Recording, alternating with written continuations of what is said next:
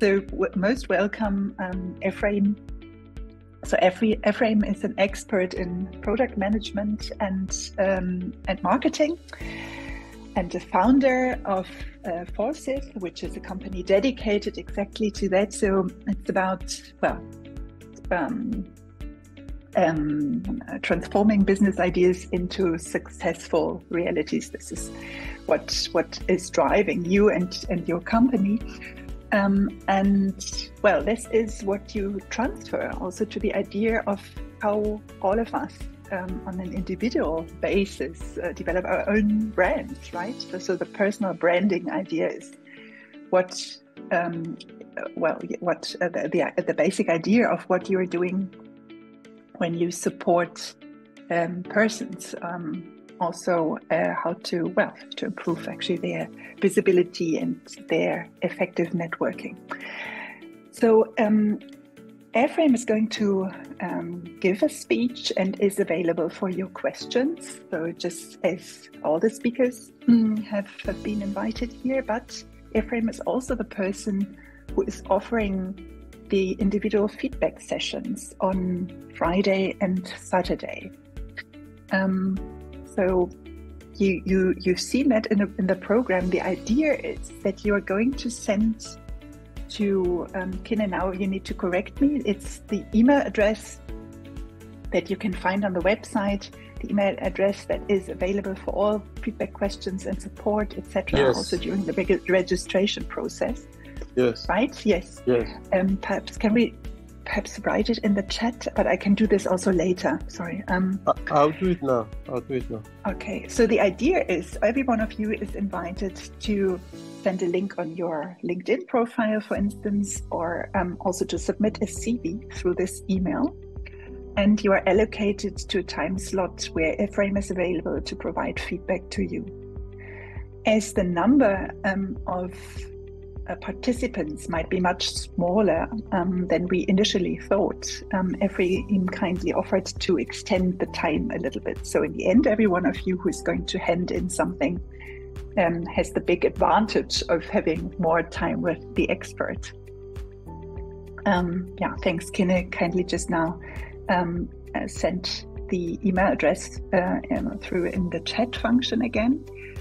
So we would like you to, ideally, you would take the input from Ephraim that he's going to present just now back into a kind of revision of your own material, so your LinkedIn profile particularly, and then hand it in. So there's no rush really for you, no pressure, no first come, first serve. And if you don't move ahead immediately, you may not get a spot because we are simply not such a big group in this event. So take you a bit of time, that's our recommendation, and hand in something more substantial. So that enables also Ephraim to give a better feedback.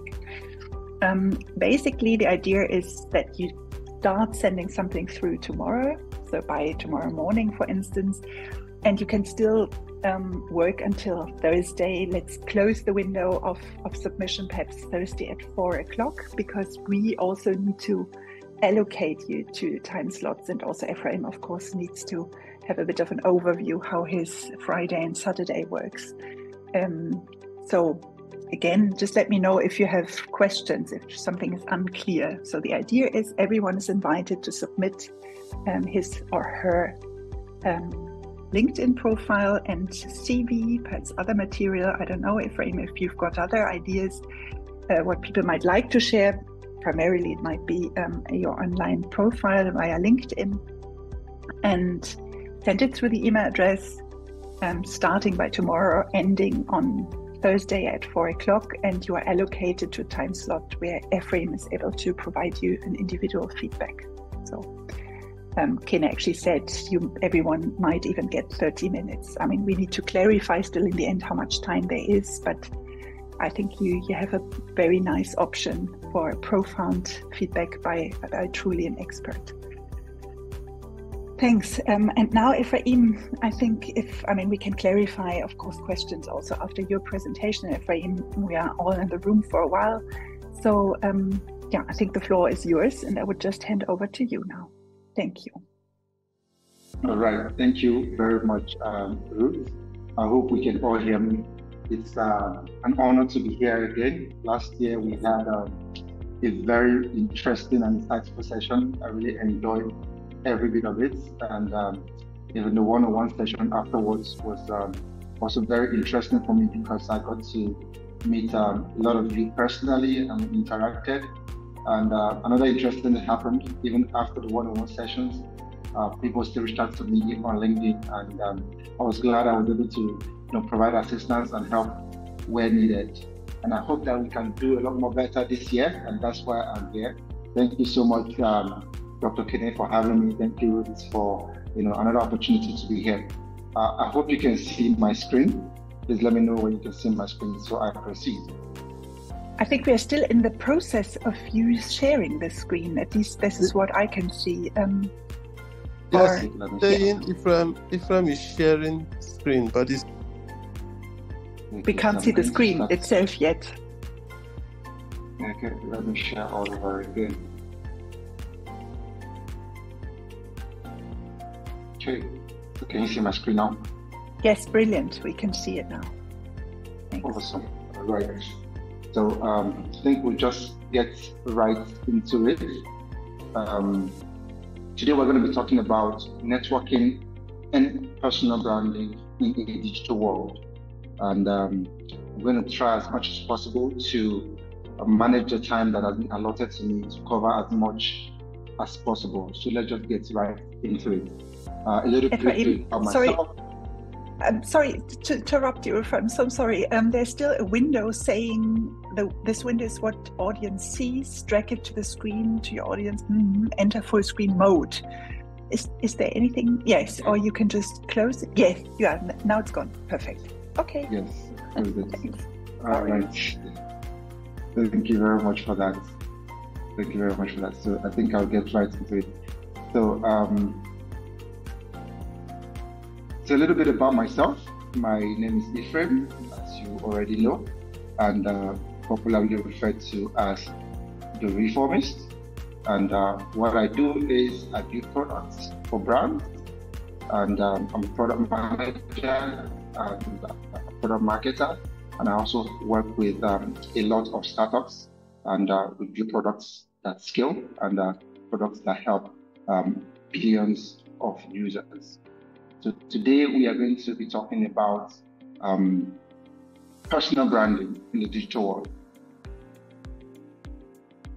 Okay, so let's get right into it now that I've done an introduction. Okay, so I think I'm going to start with some questions because I want today's session to be very interactive and engaging. So I would like you to comment. I'll use the chat section with the comment box. Let's interact. I want to really make this as engaging and as beneficial as it should be for you. So what's the first thing you do when you meet someone new professionally? Take for example, you step into, if this event was, a physical one, and we step into the hall and you meet a lot of folks, a lot of professional people.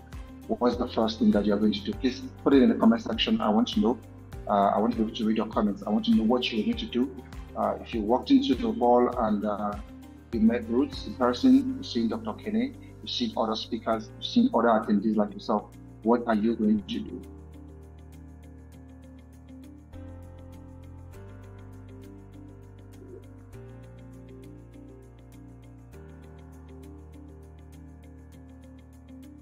Okay, are the comments coming in? Let me look at the comment box.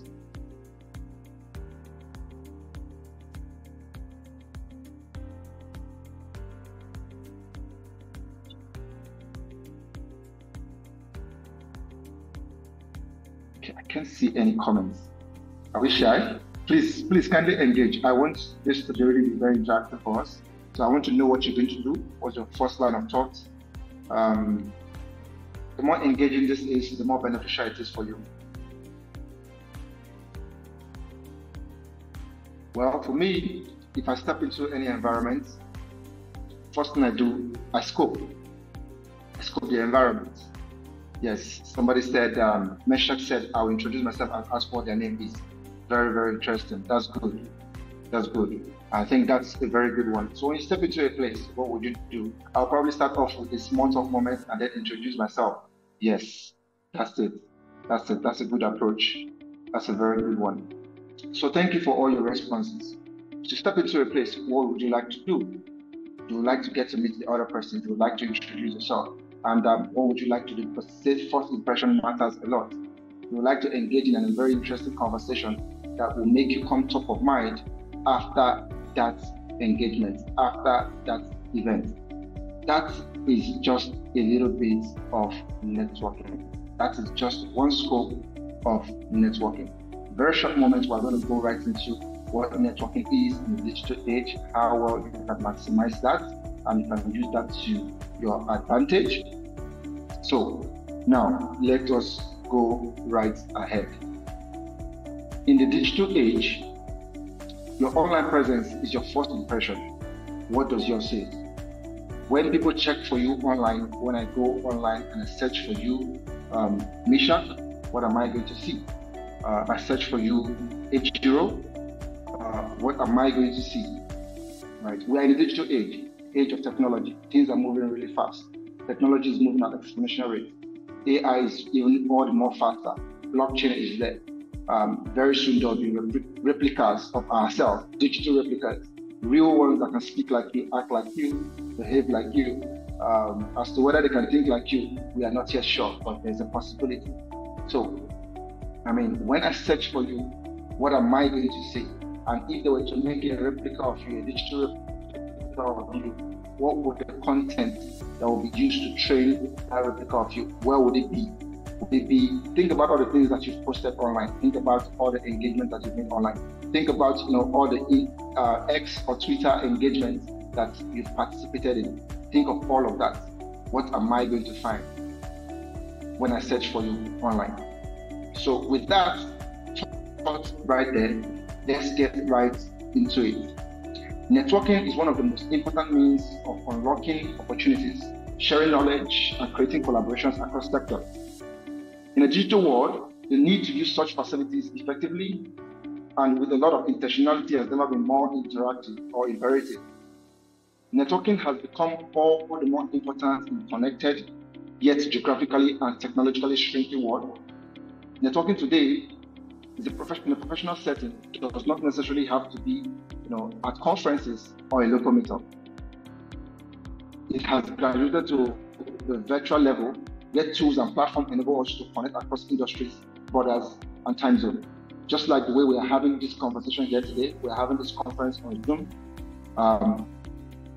How then do we network? How then do we engage, seeing that we are not in a physical space, right? These are some of the things I'm going to be taking us through to help you effectively manage and utilize the tools that you have at your disposal to network at a global scale and reach a larger audience and build a stronger audience, right? So traditionally, how has networking grown? So what we have networking in the digital age today. Traditionally, networking was all face-to-face, just like the first example I gave, in a physical environment, corporate events, industry conferences, community business meetings. Fast track to the advent of social media through the likes of course, LinkedIn, Twitter, and of course, all other social media platforms that we have available to us. Everything has changed. The way we connect, the way we meet people. The digital age has brought a new era and a new means of communication.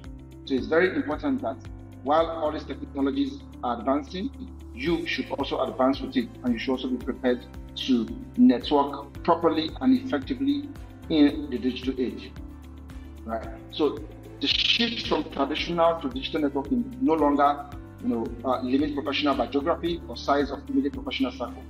This extension has been quite instrumental for the new professionals and professionals dealing in emerging industries who might not have the right person or the right connection. But with technology right now in this digital age, you are able to connect with more seasoned peers and have more time to even interact and develop.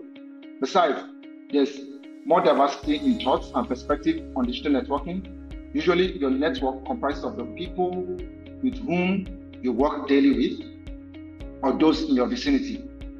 In this digital age, professionals with similar interests, projects, or expertise can connect regardless of distance. So why does networking matter now more than ever? The reason why networking is more important now more than ever, one, for exposure to opportunities, either through digital or traditional means, networking presents incomparable advantages. This especially includes exposure to opportunities that you may well have never even known existed. Right now we have remote working. People could be any part of the world and they could work from anywhere, providing their services and doing their best work from wherever they find most comfortable. All these are all possible because of networking and all of that, apart from the digital technological advancement and all of that, right? How then do you intend to see some of these opportunities globally? How then do you intend to tap into it, right, from the confines of your environment if you are not able to build your professional network? So, several professionals have landed jobs, businesses, collaborations, and partnerships through an introduction mode online. Your network is an ecosystem in which you contribute resources, share knowledge, and support one another. Another important aspect is that online networking allows for constant engagement. You no longer have to wait for the next annual event in your industry to meet someone. As we're having this conversation right now, as we're meeting today in this forum, you can easily go online and search for me. Likewise, me also going online and searching for you. So we do not have to wait for the next Mozilla Career Summit to be able to network. Right after now, if I were you, I would look at the participants, all the participants here, and I'll go and be searching for every single one of them on LinkedIn so as to build my network. So let's go ahead. What is personal branding? Personal branding, defining who you are. I want you to paint a picture. Imagine you are the CEO of your own life. What's your brand? Of course, you are the CEO of your brand. Yes, but take a moment, step back and imagine if you were a company or you were a product or you were a brand. How do people see you? How do people perceive you? What do people think about you when you come to mind? How do they sense you? Take a moment and reflect on this question, this big question. Whatever it is you are able to come up with, please write it down, because we're going to go back to it later on in our one-on-one session. So imagine you're the CEO of your own life. What's your brand? What do people think about you? How do they perceive you? Please write it down. And when you're done, kindly follow me. In today's digital age, personal branding is no longer an option. It is a powerful tool. Ephraim, it seems there's a bit of echo on your end. I'm not sure how you can minimize it so that your voice can come, especially because we are recording this and we'll put it on YouTube so that it comes out very well. Okay. It's a bit echo, yeah. Okay, so hold on. I'm using my headset and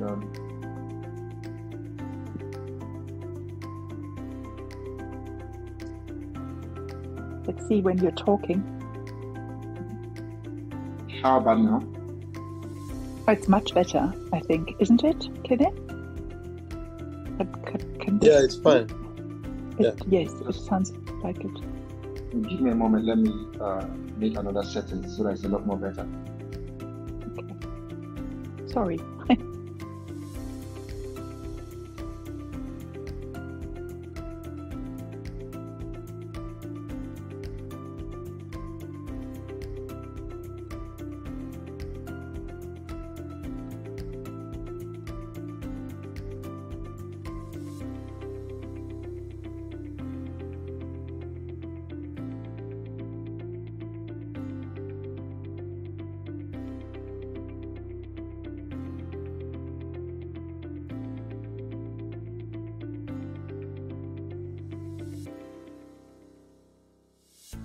So how is this? Is this better? I think so. Yes. You just need to continue talking. Okay. All right. So no, it sounds much better. Thanks. Okay. All right. So let's pick up from where we start. So in today's digital age, personal branding is no longer an option. We all know that. It's a powerful tool for career or personal advancement.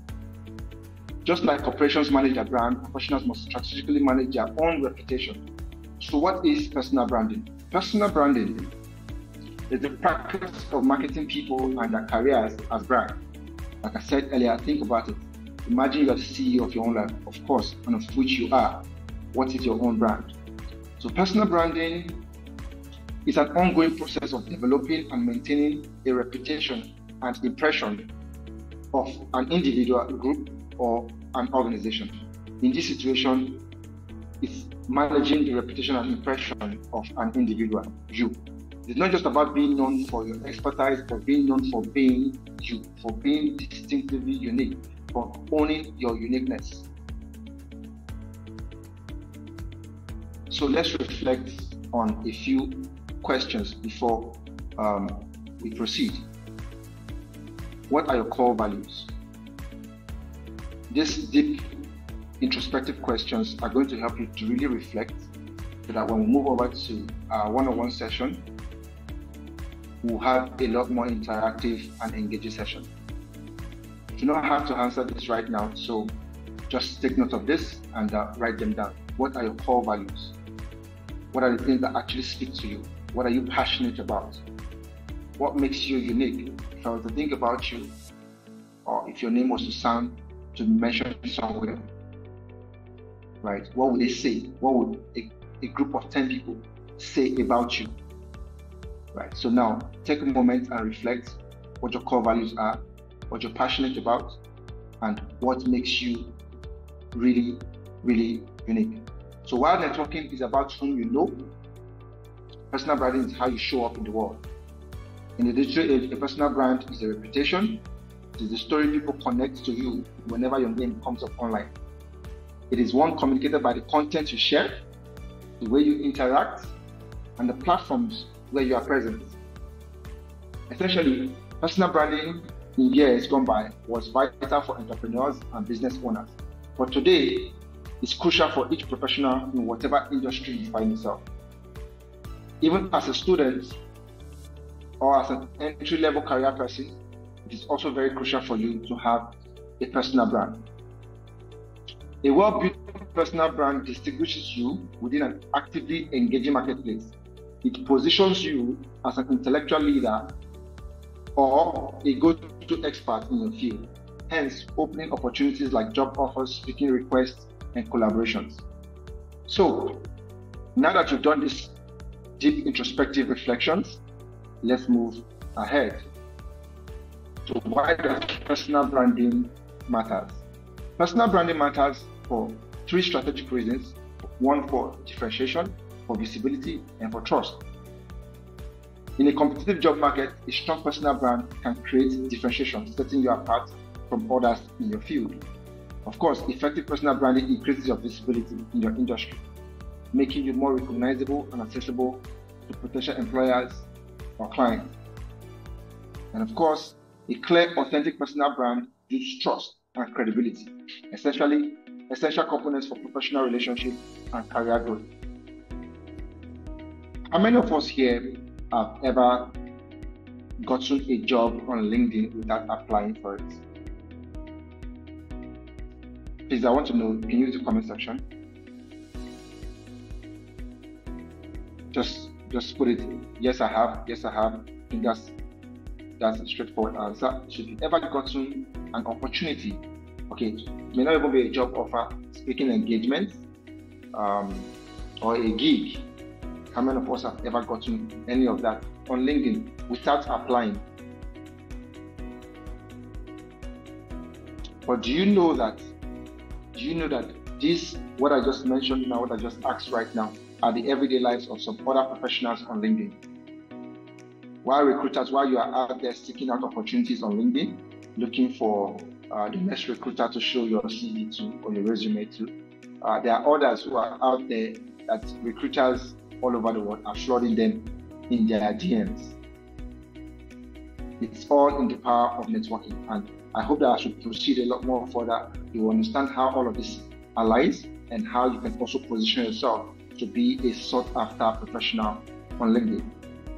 So, moving on.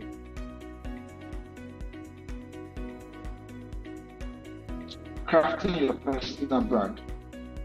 how do you now go ahead and craft your personal brand? Now that we've spoken about networking, we've spoken about the importance of a personal brand, why it matters, what it is, and how do you now go right ahead to craft a personal brand after this session, when you need to go back to yourself and look back at the things you have written down.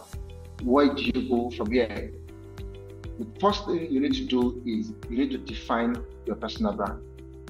And defining your personal brand, you need to ask yourself good introspective questions. What your values are. What are your values? What are the skills that you possess? What are your unique strengths? And then you move over to the next. What do you want to be known for? In this meeting right now, in this session right now, if your name was to come up, let's say that we've all known ourselves for a while, and we've all been familiar with ourselves.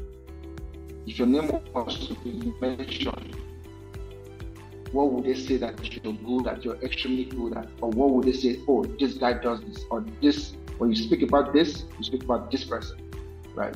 I'll give an example. I don't know how many of us know Supercar Blondie. I like cars, so Supercar Blondie, right? If you follow Supercar Blondie, as a matter of fact, the name, of course, already tells you what she's into. But I mean, anybody who knows SB knows that SB is synonymous to cars. Supercar Blondie, she's into reviewing of cars. That is what she's known for.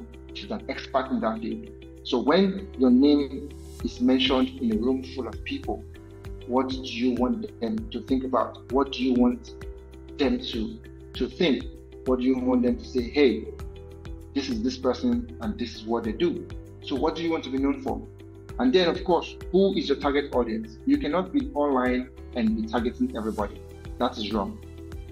In as much as every business do not service every market, you as a brand, you cannot service everybody. You need to have a target audience, your ideal audience. It could be ideal set of employers, which is like the places you would like to work, or the industries you would like to work, or the people you would like to work with, or the people you would like to follow you based on the content you share, or based on your brand, or based on what you represent. You need to clearly delineate all of this in crafting your personal brand. Now that you have done that, we'll move over to the key components of a strong personal brand.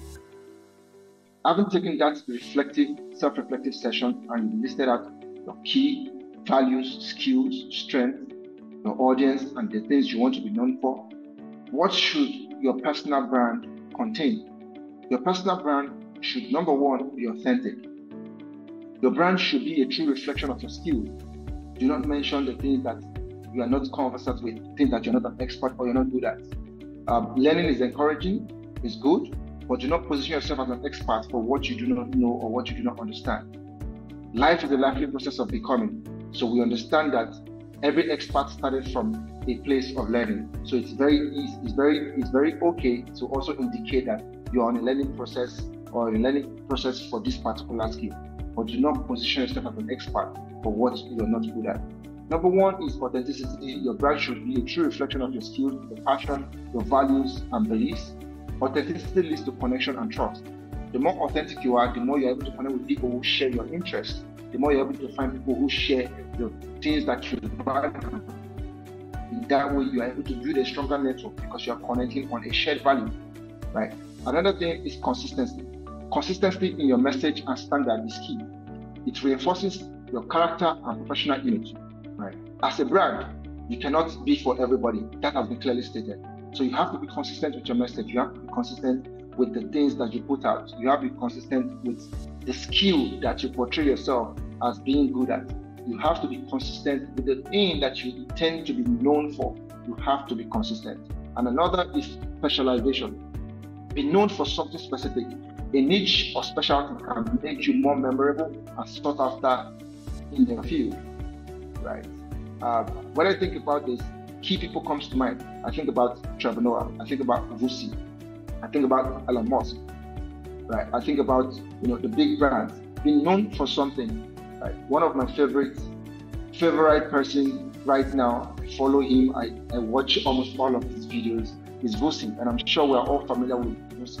Vusi as an individual is a brand on his own, and of course we all know what Vusi is capable of, right? This is something that you can also model after, and you can also build for yourself if you're very intentional and strategic, like this. So specialization, and then of course, another key component of a strong personal brand is visibility, right? In crafting your personal brand and doing everything, you have to be visible.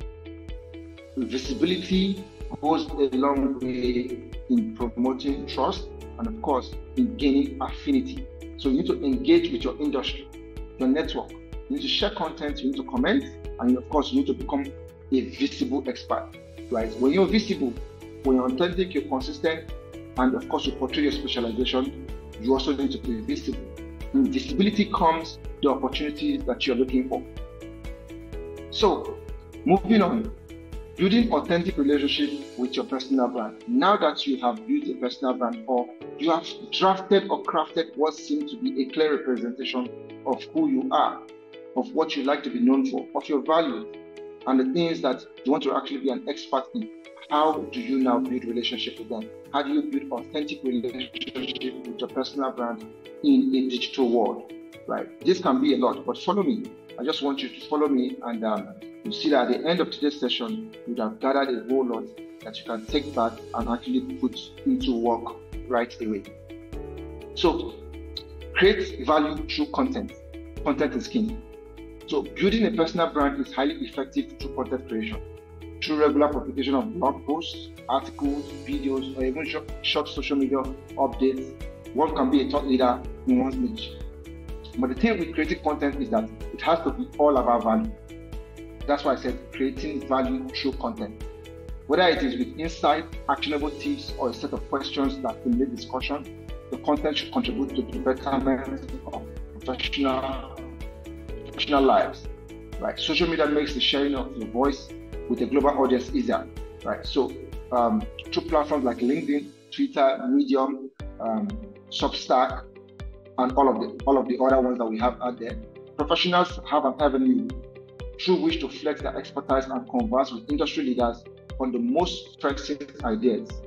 Consistent posting, thoughtful commenting on others' work, and sharing your project or achievement in turn help build a reputation for being knowledgeable and engaged with others. And lastly, credibility is also vital. One of the easiest ways to build credibility is through recommendations and endorsement.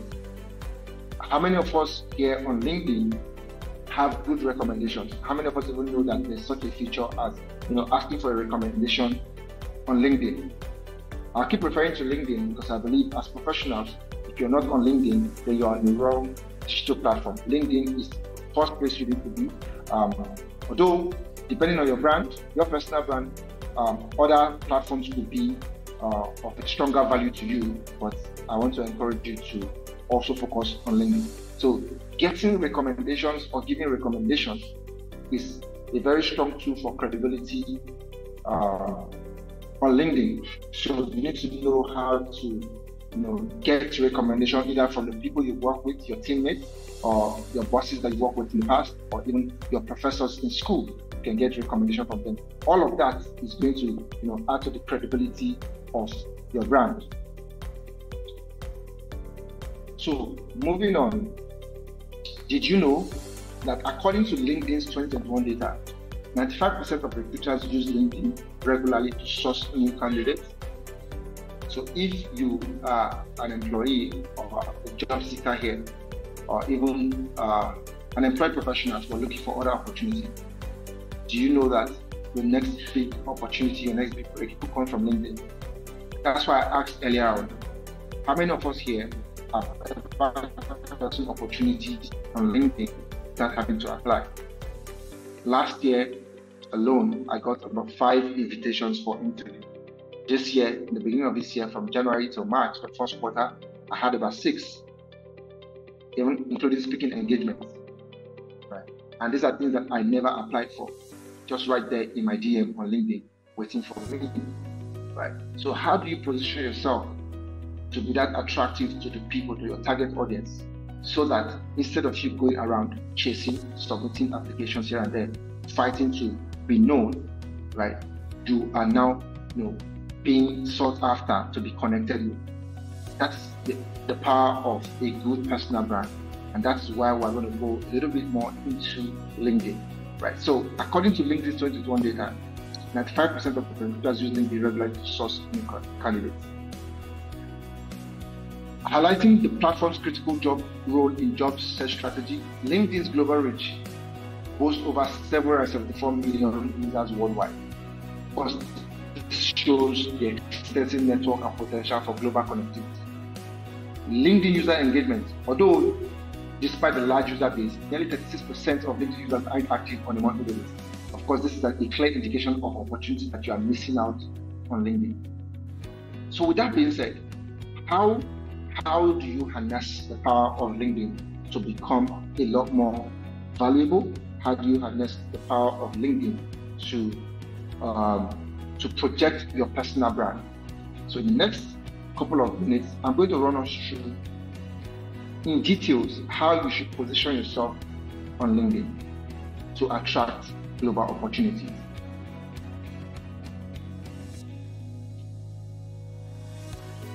So take a look at my screen. I have here on my screen two professionals in the same industry doing the same thing. If you were to be looking for a cinematographer or a video director and you see these two profiles on LinkedIn when you do a search, who are you likely to reach out to? Let's be honest. I'm very sure that a lot of us here, if not all, are going to tilt towards the profile on the right, which is Edmond. But sadly, in as much as we are all going to tilt towards this, sadly, a lot of our profile are like the ones on the left. And that's one of the reasons why we are not visible. That's one of the reasons why we do not stand out. Your LinkedIn profile is your online portfolio, your brand. A professional photo is the must. Your headline should encapsulate your professional identity. The about section is your opportunity to tell your story. So a lot of people find LinkedIn as a bore because it's not as engaging, or it's engaged differently from the ones that are used to, which is the TikTok, the Instagram, which is very good for comic relief. But if you need opportunities as a professional, if you need to connect globally, I'm not saying that networking cannot be done on all these other platforms. I mean, I'll still refer back to what you tend to be known for and the things that you're good at. That would determine the platform which will be of very good importance or a very strong tool for you. But right here, I'm going to be talking about LinkedIn. So now that you have your LinkedIn profile. The LinkedIn profile does not have a banner. It's looking like the lady on the left. What are the do's and don'ts? As you go through this, you'll be able to see some of the errors and the things that you're doing that are making you miss out on opportunities. And I hope that after this session, you are able to go back to the drawing board and correct every single one of these so that you can be sought after. Now you have a profile photo and a banner, but your profile photo is the same profile photo that you use on your Instagram or on Facebook, the one with family members, right? Right here on my screen, you're seeing two profile photos that are marked X, which indicates that this is the very wrong way to have a LinkedIn profile photo. Your LinkedIn profile photo, think about it as your professional headshot. If LinkedIn were to be your website, recall I asked, you are the CEO of your brand, you are the CEO of your life, and if you were to have a website and the About Us section that captures the team of the company, the strategic team behind the company, which of course includes you as the driving force, the CEO, would this be what you put on your website? Now imagine it that way. If this is not what you're going to put on your professional website as the CEO of your company, then this is definitely the wrong thing to put on LinkedIn. So LinkedIn, we should not have headshots like this. We have 3 here underneath. This is the best way to capture yourself on LinkedIn. Ensure that your professional profile photo does not in any way cut any of your face out, and it is not a selfie, it's not a group picture, it's not a family picture. You see the examples we have here under these three beautiful people here.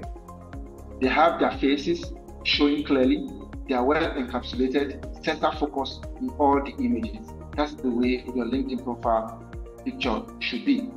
It should be professional, it should be crisp, it should be clear, and of course it should represent who you are, be authentic.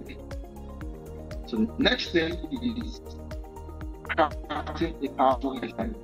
A lot of us underestimate what an headline is for LinkedIn. This is very powerful. Your headline, the line of text right under your name, is prime real estate. I tell you, it's one of the first things people see on your profile.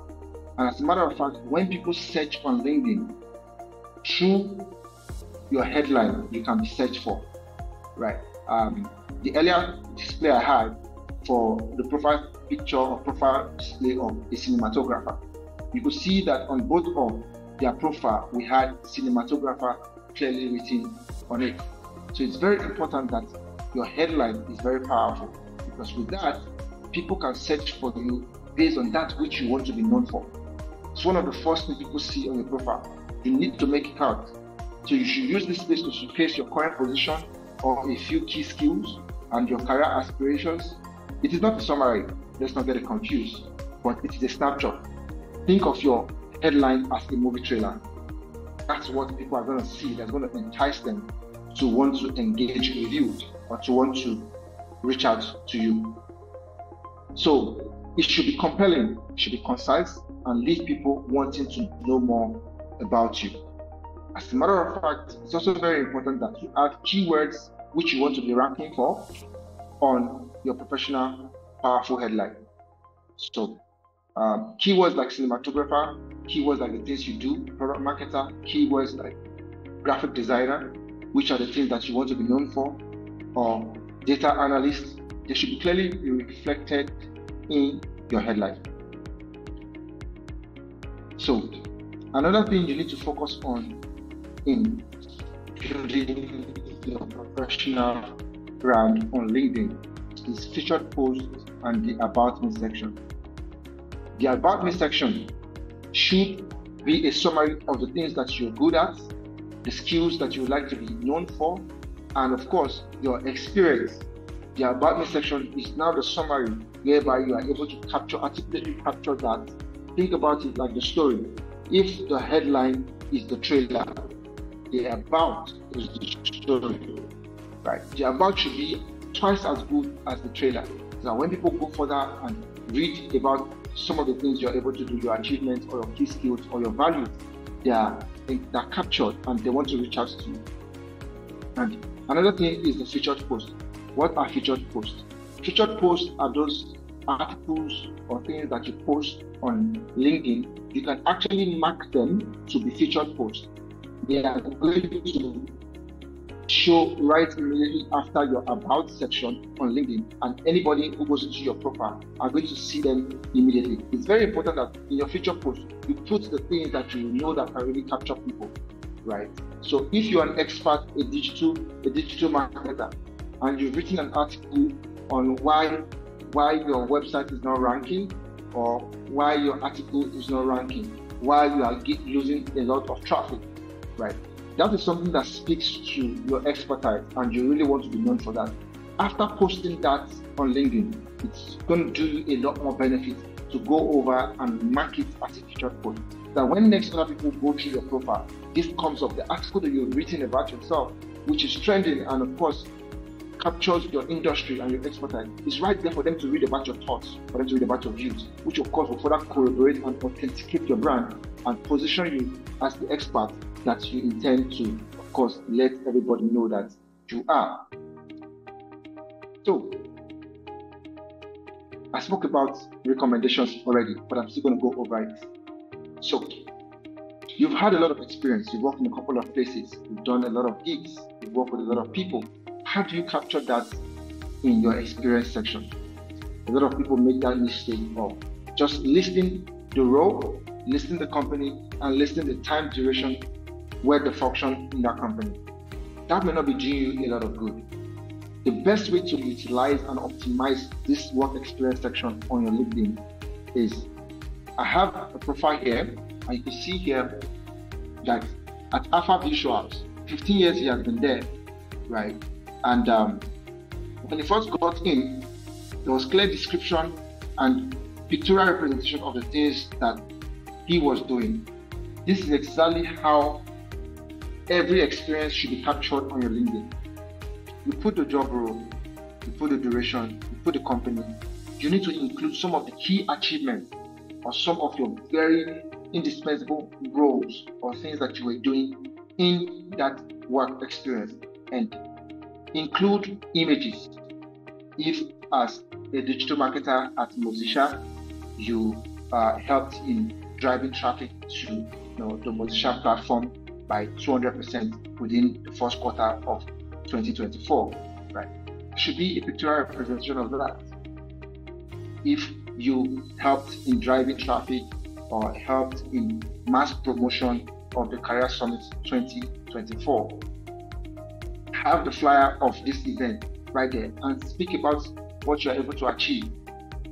This is the best way to capture your work experience in the experience profile, very section of your LinkedIn. Do not just write the role and company.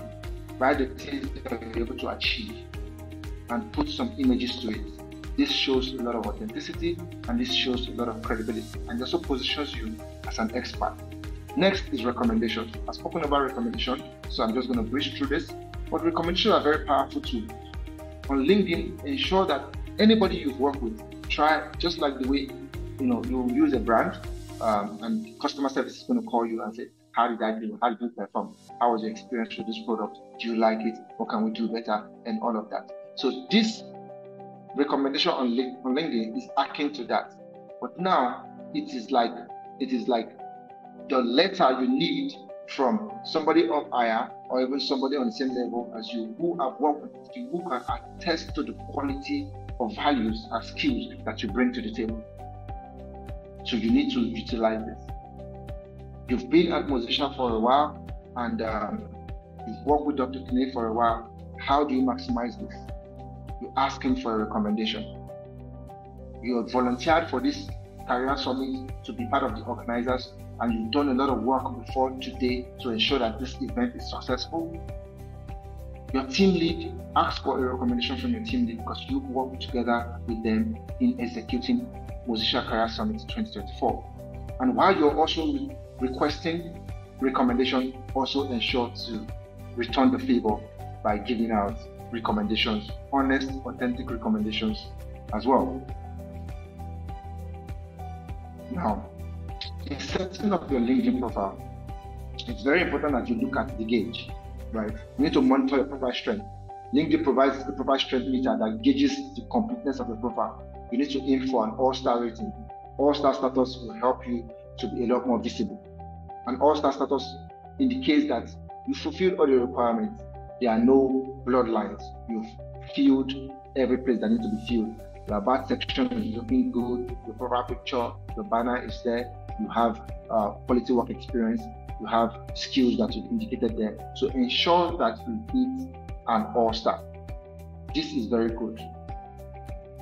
It is very good for you because the stronger your profile, the more visibility it has in search results. The more likely you are able to get noticed by, of course, your target audience, be it recruiters, be it speaking engagement, or be it the next collaborator that you'd like to work with. An all-star rating will give you that visibility. So now let's go a little bit deeper.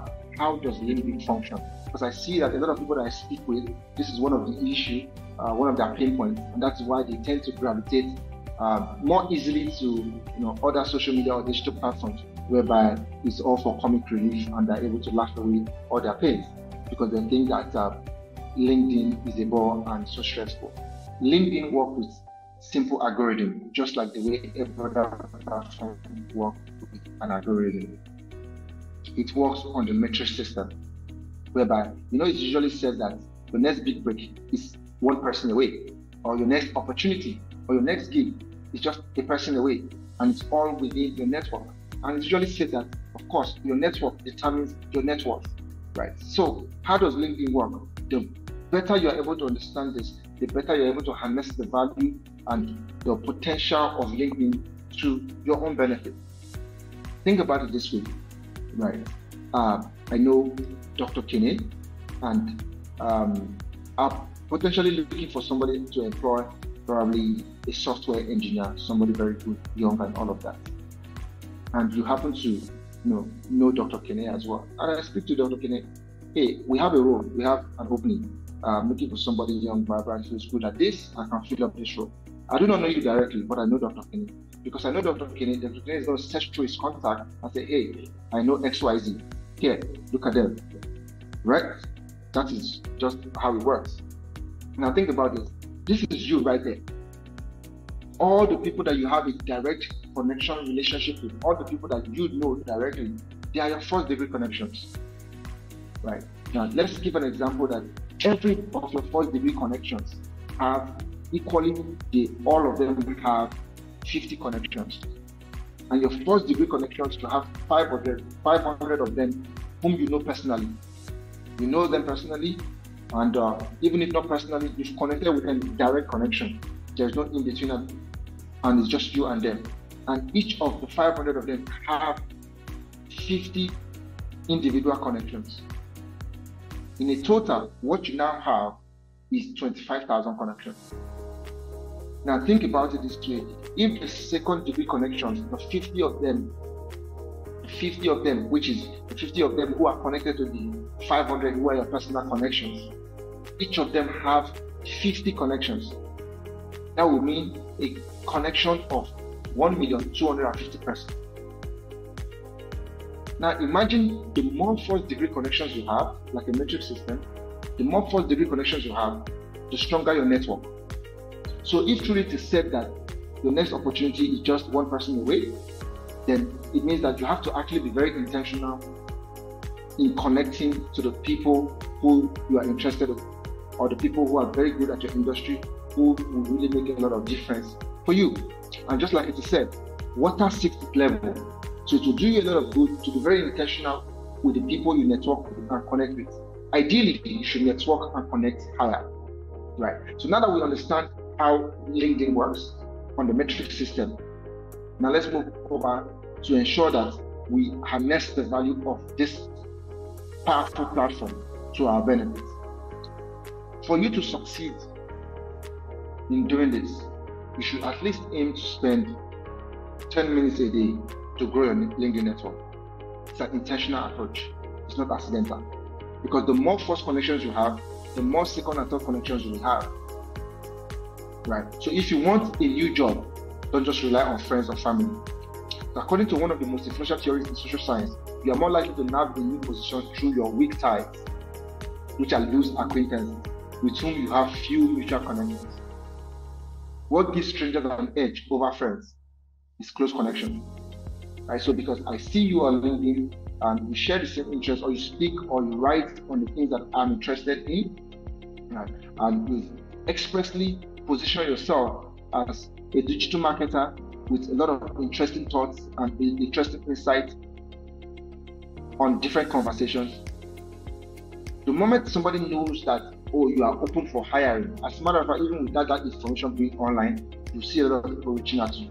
Or if perhaps you happen to be open to hiring and the information gets out, it's easy for people who are not even close to you, not your friends, not your families, but because based on their third degree connection, they have seen you, because we are all connected in a loop, they're able to reach out to you and then of course offer you that opportunity.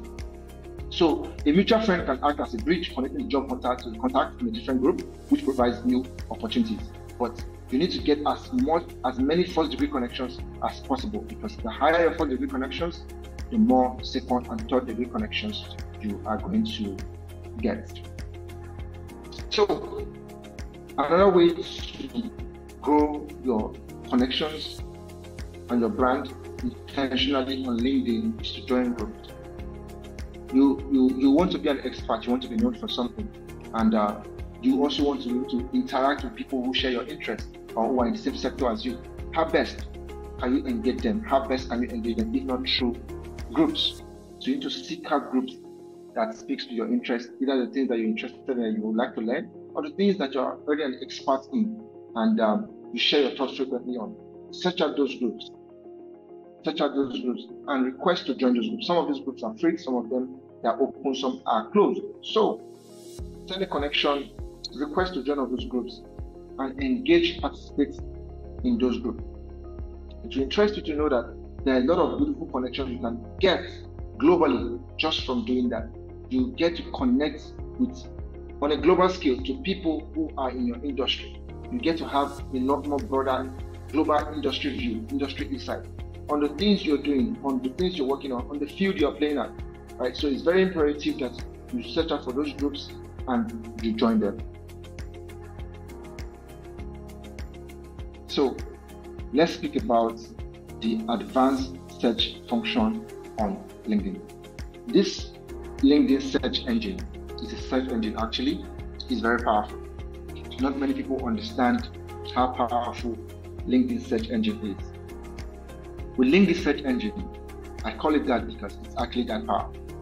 You can search for anything, and it's not just only related to jobs.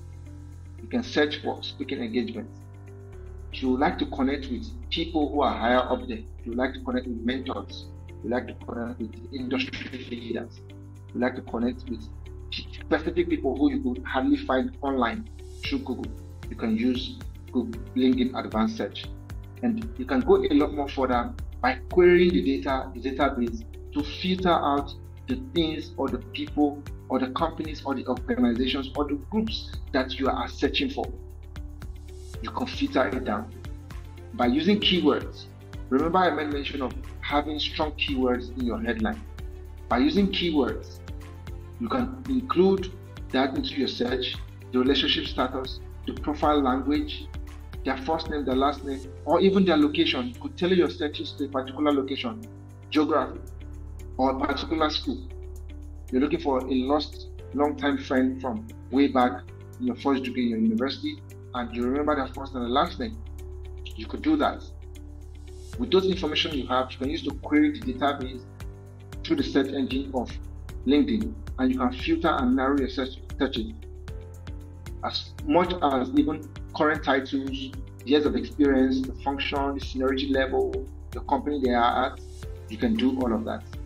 Even as far as specific topics, content types, the kind of content you're interested in. If you would like to learn more about cloud computing and you'd like to follow people experts in that field of cloud computing, you can narrow your searches down with advanced search on LinkedIn to connect more with people who are into cloud computing, who are already experts, and from there you can find mentors or find your next potential employer. Right. So what do you do on LinkedIn when you're looking for anything? You simply search for it. By searching for it, using the right keywords, using the industry, using the person's name, using the skill name, using the function or the role, you can get anything that you're looking for on LinkedIn. Like I said earlier, it is not limited only to your network. Now, the beautiful thing is with that search, that advanced search feature on LinkedIn, you can connect with anybody, not even the people you have direct connections with. You can connect with anybody, even the people outside of your third degree connections. You can connect with them through the advanced search feature on LinkedIn. Now that we have all of this information, we are armed with all of this. How do we move forward, right? What are the things that we need to do to become a lot more relevant? We've learned on what networking is, how important it is.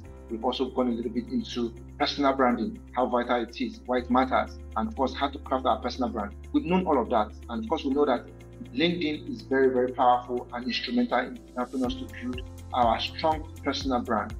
How do we now stay relevant? That's the best question. How do you stay relevant? So like I said, LinkedIn or personal networking or personal branding is an intentional approach. It's not a walk in the park. It's an intentional approach.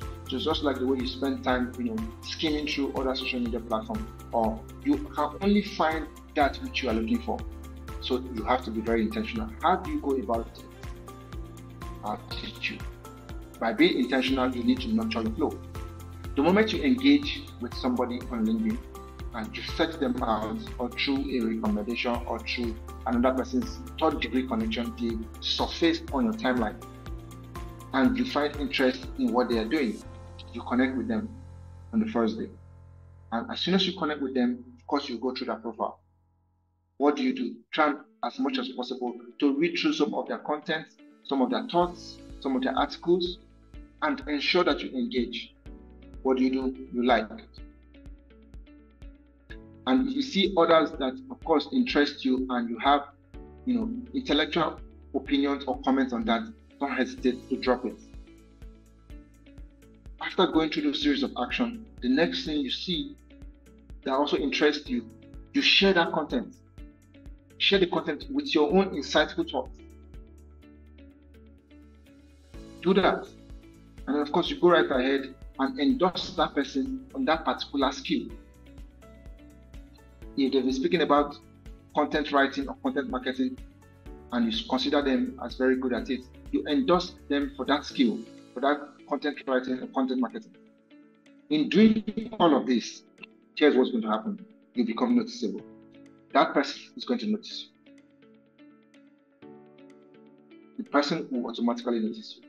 And at that point, at that moment when you've done all of this, if you should engage them further, they are very much likely to consider your request.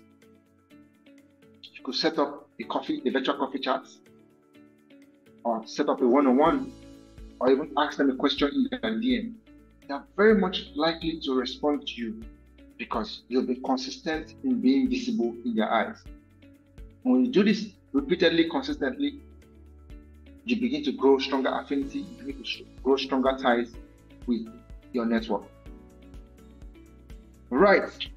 So I think that we've spoken a whole lot. It's also important that I let you know on some of the etiquettes that you need to ensure you manage while building your digital presence and your professional brand. A lot of us would have made that mistake because we may be young and naive and we engage in so many controversial conversations on the internet.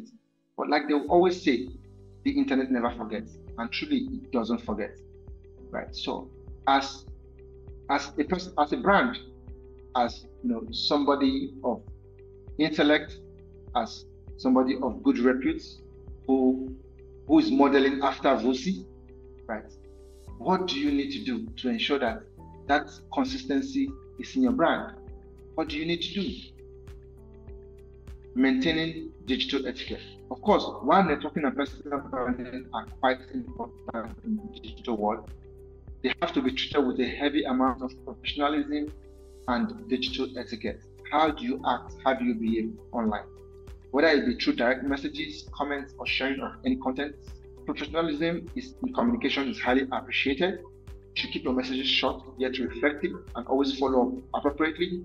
You should refrain from controversial situations or demeaning or insulting or criticizing comments.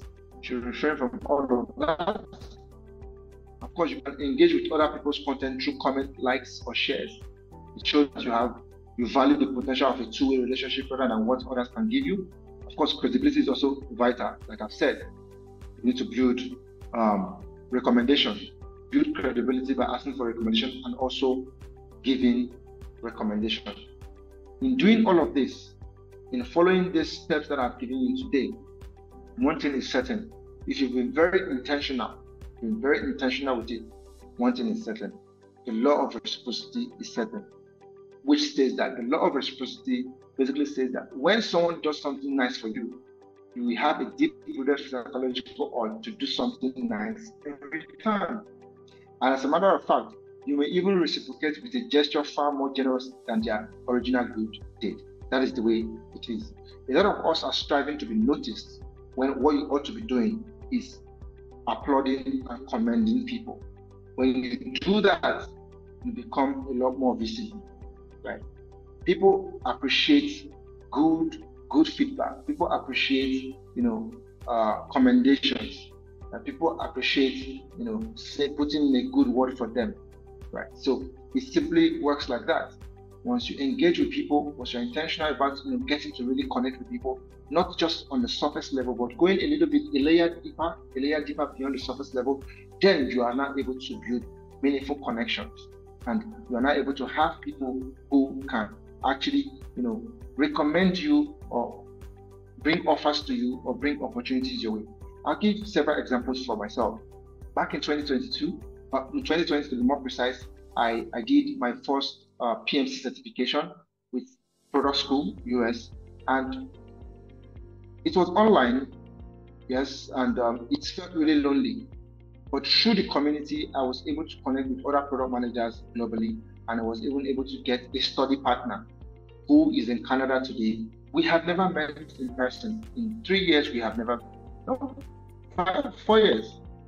In 4 years, we have never met in person, but we've maintained a solid relationship. And pick up the phone today, I'll call him, we have conversations, professional conversations. Even now, we are now even friends, we even discuss personal, issues and all of that.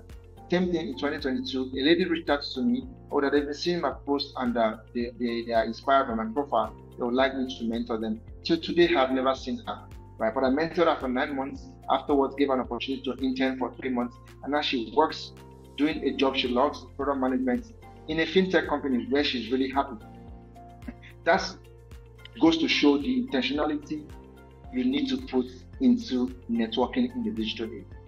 I see that a lot of us have fear of communication or fear of getting to meet people, especially when we are in a STEM space, in a physical setting. But you should not by any means, hide yourself in this digital age, because people naturally we recommend and we applaud what we see. So when they say out of sight is out of mind, that is a fact. And that's the more reason why you have to be very much intentional and strategic in building your personal brand and ensuring that it's authentic and it is visible. So in conclusion, right, networking and personal branding in the digital world are essential components of success for us in the digital future of work. It's important to remember that genuine human connections and authenticity remains at the heart of meaningful professional relationships. The digital world offers limitless opportunities to build your network and strengthen your brand. But how you leverage these tools will ultimately determine your success, and that's a fact. As AI, blockchain, and other frontier technologies continue to reshape the future of work, those who can effectively blend technology with a personal touch will be the ones who stand out. So you need to stay engaged, stay authentic, and let your network and personal brand grow as you navigate the digital age. Thank you very much. My name is Ephraim once again. Thank you for your rapt attention. Please kindly connect with me on LinkedIn by scanning this code, and then of course, I'll accept your connections right away. Thank you so much. Thank you, Ephraim. That was amazing, as well as anticipated. So thank you so much. Anyone in the chat, perhaps? That's you first. I mean, there's not a lot of time left, but please. So there was the question how this recording is going to be available. So we are going to put all these sessions of the event on YouTube. So you will have access to also this particular recording very soon, in a couple of days, I suppose.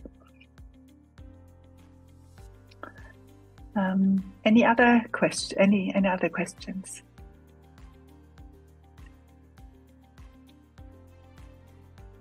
Can we have the QR again?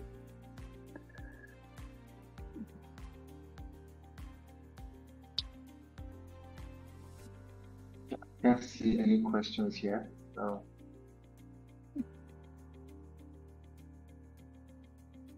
Okay, will we have access to the PowerPoint slides? That's, I mean, once the recording is there, but that's up to you, Ephraim. Don't want to step in there. I mean, we are going to share again this video, so possibly. Okay, QR code. Okay.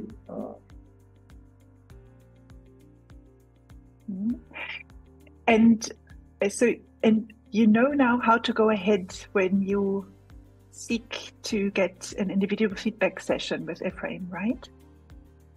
Write an email to this email address. I posted it down there again. So from tomorrow on until Thursday afternoon South African time, let's say 4:00 p.m. here in South Africa, so that so that you can be allocated to a time slot where Ephraim is available. Okay. So I just dropped the QR code on the comment section. Alternatively, you can search for me on LinkedIn, Ephraim the Reformist, and it's going to pop up. Yeah, brilliant. Okay.